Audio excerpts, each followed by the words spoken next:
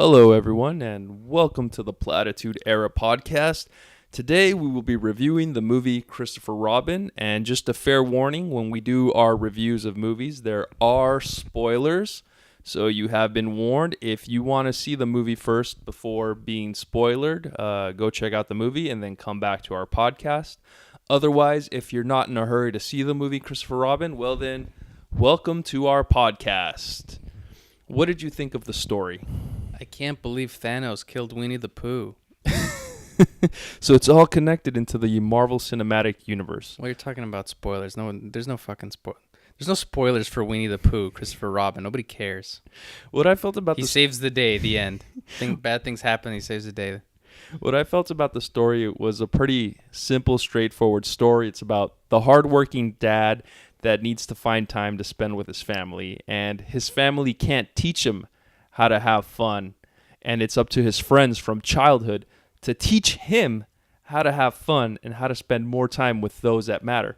And the twist within the twist of this movie is that his childhood friends are his toys. Like Toy Story.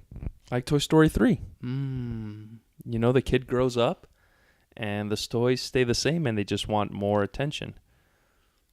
One thing I did like about the story was I really liked how when Winnie the Pooh and his friends visit the big city, they actually do come to life. So it kind of explains that all of this didn't really happen inside the main character Christopher Robin's minds, but that actually the toys do come to life. And then there was those throwbacks throughout the movie to Toy Story where, hey, play nap time, and the toys would go to sleep. Nothing else to add to that? It was pretty. It's pretty by the numbers movie. You know, the grown up is acting like a grown up. He's not acting like a kid, and then the things from his childhood teach him to be a kid again. But then what about the toys interacting in the real world? It was interesting, I guess. Yeah, the story is okay. I think the design of the characters is probably what the author, when he first wrote the book, had in mind, because they actually did look like plush dolls that have worn out over time. Yeah, if it was the most interesting aspect of the movie for me is just the design of them. Yeah, they just look like stuffed animals. As stuffed animals would look like in whatever year this movie takes place, in the early 1900s, whatever, 1920s, 30s, whatever.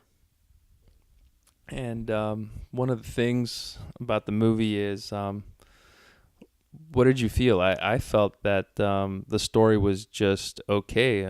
Another story that I would have enjoyed seeing that I think would have been better was the big change. Whereas before, when I was a kid, I used to play a lot with my imagination, and I noticed kids today don't use their imagination. They either play with their smartphones or their tablets or their gaming systems, Xbox and PlayStations. And I think a better story for this movie would have been, how does Winnie the Pooh and his friends and the imagination land compete in today's times with kids being distracted with electronic devices? Well, that's kind of a similar story to the first Toy Story, where Woody was an older toy and then Buzz Lightyear's the new hot toy, and then it's Woody trying to struggle with realizing that he might not be like the only thing in Andy's life, and that, you know, there'll be new things. So like it would be retreading similar territory, but I mean, the story for this isn't that wholly original.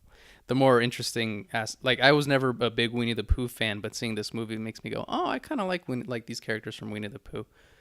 It's like interesting to see, like, you know, how the Pooh gang interacts with each other and how they interact in the real world, and that's kind of a bit of fun and something that I wasn't very familiar with. So I had fun watching that bit for a franchise I ultimately wasn't super interested in. Who did you feel the movie was made for or catered towards, adults or children? Well, I guess, I mean, it's a Disney movie, so ultimately kids, but like the themes are a smidge heavier. Like it has some kind of slapsticky, like, comedy in it. And you're just like, oh, they're always falling, and oh, they fell, blah blah blah blah. Look at these fellas, he's all dirty now. But like, I mean, like the themes are a bit heavier. They feel more adult oriented. The beginning of the movie's kind of slow, just like, oh, okay, we get it. Christopher Robin's an adult and he's boring and he doesn't like to have fun. And then it takes a while to ramp up, and you have to wait for like Winnie the Pooh to finally come into the scene for the movie to kind of spin its wheels to get going. So once you get to that point, then I think it becomes a more interesting family movie. But like the beginning, it feels like a kind of almost dark and dreary, like adult movie. Like we're a serious take on Winnie the Pooh, guys. But then it's like, it's kind of boring for everybody. So just it's okay to show up late for the movie. You can miss the first 20 minutes, and then once Pooh Bear shows up, then the whole family can have a good time.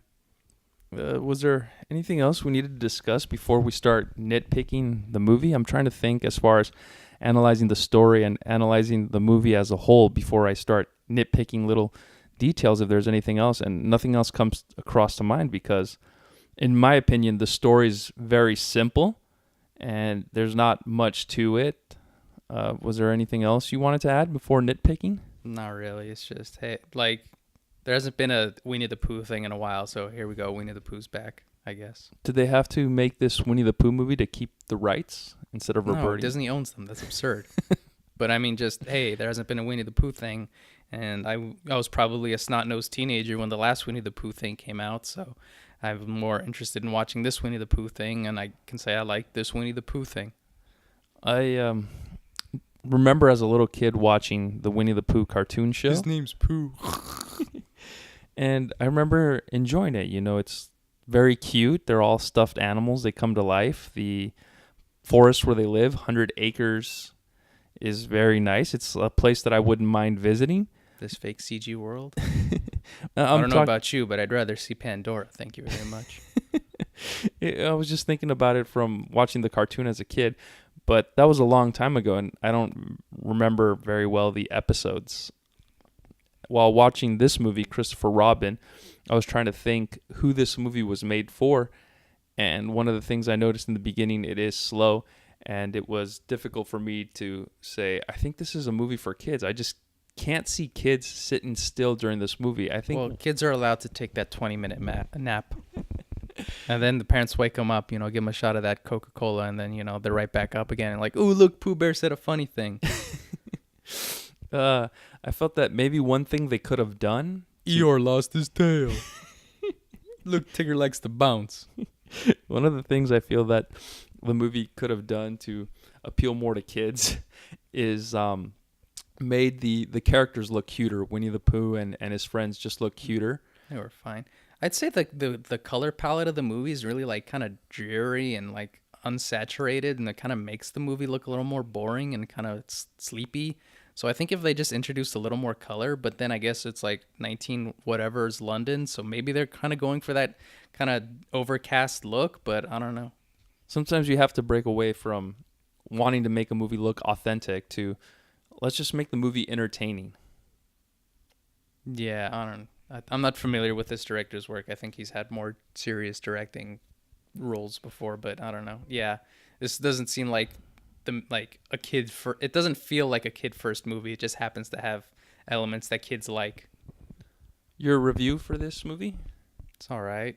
My review is if you have the time, check it out. If not, don't worry about it. It's not one of those movies that you're going to miss out on. Save your money for the Meg. I have a couple of notes. One thing I noticed and what I like about Disney is that they take care of their own actors. If their actors aren't working in other franchises, they put them in new ones. In this case, Agent Peggy Carter and Obi-Wan Kenobi. Obi-Wan Kenobi was not owned by Disney at the time. But he is now. Yeah, now. But he wasn't then. Well, that really depends if he's going to... what's this actor's name again? Ewan McGallen. If Ewan McStevens is going to be in the Obi-Wan spinoff that was teased in Solo. I was just about to ask you that, if you knew he was going to be in it or if they were going to recast. Well, I don't know, because Solo didn't do so hot, so who's to say what's going to happen with the Obi-Wan movie, if there's going to be an Obi-Wan movie. And the last note I have here, red balloons. I remember last year everyone was afraid of red balloons with the movie It when it came out in September, and now in this movie they put way too much emphasis on red balloons. Like if they're trying to make us think that red balloons are nice or fun or worth having. I just think red balloons were a Winnie the Pooh thing.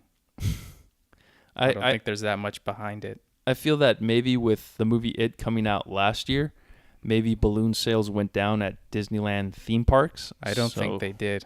They, I go to Disneyland a fair bit, and they sell a shit ton of balloons. So I think they're doing fine on that Euro polymer elastic material, just fine. well, when I went to Disneyland after the movie It came out, I didn't notice that many people buying balloons compared to before It.